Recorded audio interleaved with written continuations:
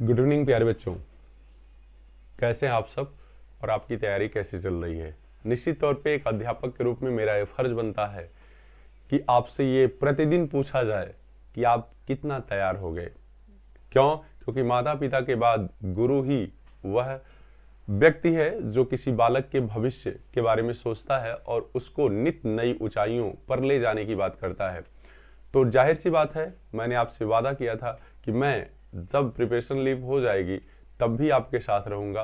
उसके लिए मैंने व्यवस्था की है और कर रहा हूँ। तो आइए, अब भूगोल का ये टॉपिक चल रहा है और भूगोल में अगला जो चौथा टॉपिक है वो आपका है, आप जान रहे हैं, खनिज तथा ऊर्जा संसाधन है। ठीक है, तो देखिएगा ये उसी से 20 क्वेश्चन है। आपके टॉपिक का नाम है भूगोल चल रहा है। भूगोल क्या चल रहा है? भूगोल चल रहा है और आप पढ़ रहे होंगे तो जान रहे होंगे चौथा टॉपिक है और इसका नाम है खनिज। अच्छा, पांचवा टॉपिक है खनिज तथा ऊर्जा संसाधन। खनिज तथा ऊर्जा संसाधन, ठीक है। तो निश्चित तौर पे आप ध्यान दीजिएगा, इससे जो भी 20 क्वेश्चन आएंगे, ठीक, वो बहुत ही महत्वपूर्ण होंगे। और अगर 20 आप पढ़ रहे हैं तो ये केवल 10th की बात नहीं है, ये हमेशा आपको काम करेंगे। क्योंकि जब आप ऊंचे सपने देख रहे हैं, ठीक है, सिविल आदि में जाने के लिए, तो 6 से 12 तक ही किताबें आपको पढ़ाई जाती हैं। तो ये केवल 10th की बात नहीं है, ये सभी के लिए काम करेगा। इस दृष्टि से आपको पढ़ना है। तो आइए देखते हैं 20 क्वेश्चन कौन से लगे हैं। कह रहा है पहला ही क्वेश्चन है कि निम्नलिखित में से धात्विक खनिज है। निम्नलिखित में से धात्विक खनिज है। तो धात्विक खनिज का मतलब वह खनिज जिसमें धातुएं पाई जाती हैं। धातु क्या होती है? धातु वह पदार्थ है जिसमें तन्यता का गुण हो, जो ऊष्मा का सुचालक हो। तन्यता का गुण मतलब आघात वर्धनी, जो पीटने पर बढ़ता हो, वो धातु होता है। तो तांबा, अभ्रक, हीरा और चूना पत्थर। तो ये देखिए, ये तीनों तो नहीं है, ये तीनों नहीं है, क्योंकि इसको पीटेंगे तो टूट जाएगा। ये अधातुएं हैं। तो धातु कौन सी है? तांबा है आपकी। क्लियर? बात को भी ध्यान से सुनिएगा, क्योंकि मैं थोड़े ही समय में सब कुछ आपको बता दे रहा हूं। बड़े ध्यान से सुनिएगा। कह रहे निम्नलिखित में से कौन सा खनिज अधात्विक है? रिवीजन हो जाएगा आपका। अधात्विक मतलब जिसमें धातुएं नहीं पाई जाती हैं, ठीक है, यानी जो पीटने पर टूट जाते हैं, जो ऊष्मा का कुचालक होते हैं। तो देखिएगा, इसमें मैग्नीज, बॉक्साइट, अभ्रक, जस्ता, ठीक है। तो अभ्रक अभी आपने देखा अधात्विक है। क्या है? अधात्विक है, क्योंकि मैग्नीज, बॉक्साइट और जस्ता ये सभी धातुएं हैं और ये सभी ऊष्मा की सुचालक हैं, ठीक है। तो इसका आंसर आपका ये होगा। आगे देखिएगा, सर्वाधिक उपयुक्तता की दृष्टि से किस क्षेत्र में लौह इस्पात उद्योग स्थापित करना चाहिए? आंध्र प्रदेश, तेलंगाना, झारखंड, उड़ीसा, मध्य प्रदेश, उत्तर प्रदेश, हरियाणा, राजस्थान। तो आपको पता है, मैंने बताया है कि कहाँ सर्वाधिक लौह इस्पात उद्योग वहीं लगेंगे जहां पर खानें इसकी होंगी, क्योंकि इसको ढुलाई इसकी महंगी पड़ जाती है। तो आप जानते हैं कि छोटा नागपुर का पठार, जो खनिजों के लिए भंडार कहा जाता है, वो झारखंड में है। उड़ीसा का क्षेत्र भी ज्यादातर खनिज उत्पादन के लिए जाना जाता है, ठीक है। इसलिए कहाँ लगेंगे ये उद्योग? झारखंड और उड़ीसा में। क्लियर? फिर कह रहा है तांबे का सर्वाधिक उत्पादन करने वाला राज्य कौन सा है? तो तांबे का जो सर्वाधिक उत्पादन करने वाला राज्य है, देखिए, तांबा सबसे ज्यादा राजस्थान में होता है 9, उत्तराखंड में होता है 9, उत्तर प्रदेश में होता है, तो उत्तर प्रदेश तो आप जान ही रहे हैं खनिजों के लिए बिल्कुल बेकार प्रदेश है। तो मध्य प्रदेश में क्या? मध्य प्रदेश में होता है क्या? तांबा, ठीक है। आगे बढ़िए। कह रहा है कि बॉक्साइट अयस्क है शीशे का, तांबे का, जस्ते का, एल्युमिनियम का। तो बॉक्साइट आपको कई बार पढ़ाया गया है कि बॉक्साइट एल्युमिनियम का अयस्क है, मतलब बॉक्साइट को शोधित किया जाता है तो उससे एल्युमिनियम निकलता है, ठीक है ना जी। आगे देखिएगा, कह रहा है कि झारखंड की कोडरमा खान संबंधित है। कोडरमा से अभ्रक निकाला जाता है। क्या निकाला जाता है? अभ्रक। आपको पता होगा, ठीक, ये बहुत अच्छे से पढ़ाया गया है। अभ्रक के लिए जाना जाता है क्या? झारखंड की कोडरमा खान। मैं बहुत ज्यादा व्याख्या नहीं कर पा रहा हूं क्योंकि वीडियो लंबा ना हो, क्योंकि लंबी वीडियो देखने की आपकी आदत नहीं है। अभी आप घंटों स्क्रॉल करके 60 वीडियो देख सकते हैं जिसमें नाच गाने तमाम तरह की उटपटांग चीजें हैं, लेकिन पढ़ने वाली चीज पे आपकी रुचि कम है, इस कहने से मुझे कोई हिचक नहीं है।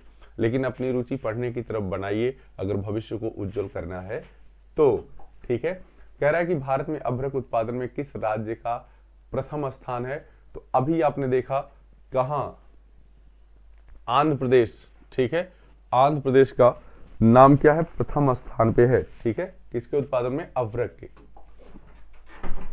कह रहा है कि कोलार संबंधित है, कोलार जो है खान है वो सोने से संबंधित है।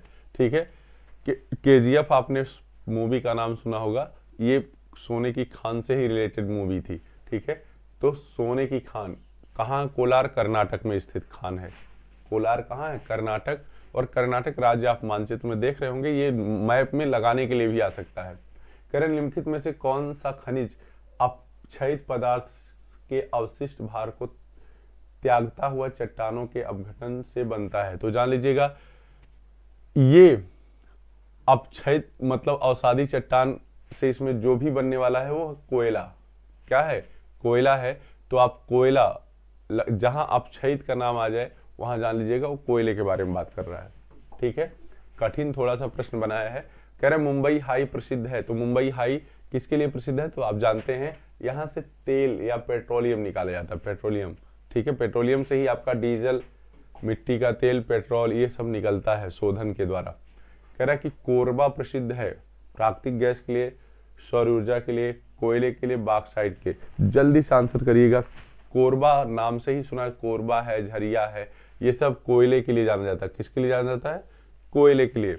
हाँ, फेंक देने थरिया और पता न के गैल झरिया, ये आपने सुना होगा, मैंने पढ़ाते समय भी आपको बताया है। ठीक है, पुराने समय में एक गाना बजता था कोयले से रिलेटेड। आगे है कि हेमेटाइट का संबंध किस खनिज से है? हेमेटाइट आप जानते हैं कि हेमेटाइट, मैग्नेटाइट, एंथ्रेसाइट ये सब लोहे के प्रकार हैं। किसके प्रकार हैं? लोहे के प्रकार हैं। सबसे जो हेमेटाइट, मैग्नेटाइट ये सब लोहे के प्रकार हैं, और सबसे जो उत्तम किस्म का लोहा है वो है क्या? मैग्नेटाइट। कौन सा? मैग्नेटाइट। आगे देखिएगा, एंथ्रेसाइट का संबंध किस खनिज से है? तो एंथ्रेसाइट और लिग्नाइट, बिटुमिनस, पीट ये सब कोयले के प्रकार हैं। ठीक है, कौन कौन से? एंथ्रेसाइट,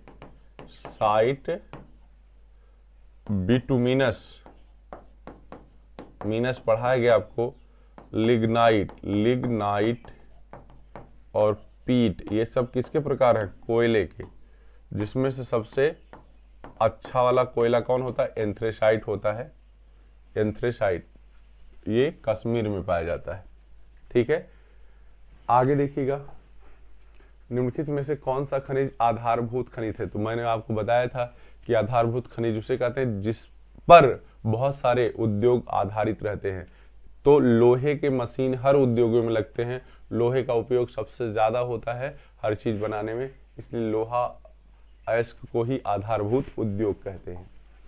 कह रहे हैं निम्नलिखित में से इस्पात बनाने में किस खनिज का उपयोग होता है? ठीक है, इस्पात बनाने में किस खनिज का उपयोग होता है? तो लोहे में जब मैग्नीज मिला दिया जाता है तो वह इस्पात बन जाता है। इस्पात का मतलब जंगरोधी लोहा होता है, जिसके खंभे हैं, रेल की पटरियां हैं बनाई जाती हैं, जिसपे देखिए कभी जंग नहीं लगता है।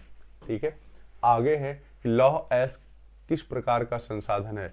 नवीकरणीय है ये, क्या ये प्रवाह है, जैव है या अनवीकरणीय है? तो देखिएगा, पहली बात, लोहा नवीकरणीय नहीं है, क्योंकि एक बार समाप्त हो गया तो फिर उसको बनाया नहीं जा सकता। ठीक है, पुनः चक्रीय है, क्योंकि सामान एक बार खराब होता है तो फिर से उसको गलाकर बनाया जा सकता है, लेकिन नवीकरणीय नहीं। प्रवाह नहीं, प्रवाह में ऐसे संसाधन आते हैं जो लिक्विड होते हैं। जैव नहीं है, इसमें जीवन नहीं पाया जाता, तो ये अनवीकरणीय है। कौन सा? लोहा अनवीकरणीय है।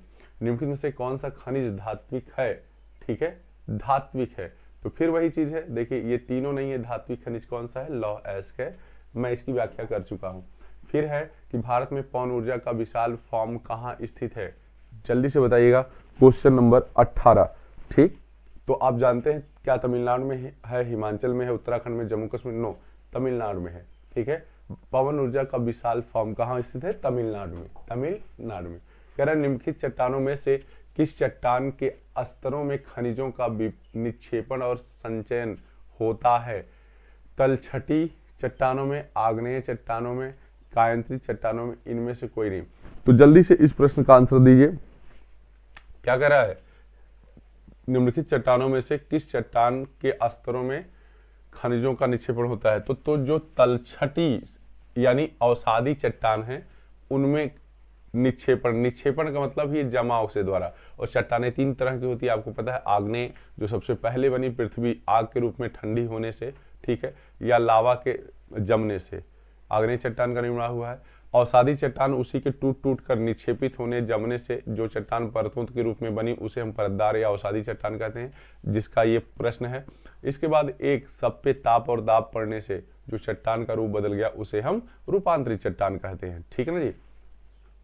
आगे देखिएगा कि कह रहा है ऊर्जा का परंपरागत स्रोत क्या है? ऊर्जा का परंपरागत जो प्राचीन काल से ऊर्जा के रूप में प्रयोग की जा रही है उसे हम परंपरागत ऊर्जा का स्रोत कहते हैं। क्या भूतापीय ऊर्जा है? नहीं। क्या प्राकृतिक गैस है? तो देखिए, क्या ज्वारी है, क्या बायोगैस है? तो इसमें प्राकृतिक गैस जो है वो परंपरागत ऊर्जा के स्रोत हैं। इसके साथ साथ कोयला और पेट्रोलियम भी परंपरागत ऊर्जा के स्रोत हैं। बाकी सौर ऊर्जा, ज्वारी ऊर्जा, पवन ऊर्जा, ये सब गैर परंपरागत ऊर्जा के स्रोत कहलाते हैं, गैर परंपरागत। ठीक है, इस तरह से आपके ये कितने 20 क्वेश्चन समाप्त होते हैं। आप कमेंट करके बताइएगा कि आपके कितने सही हुए। धन्यवाद।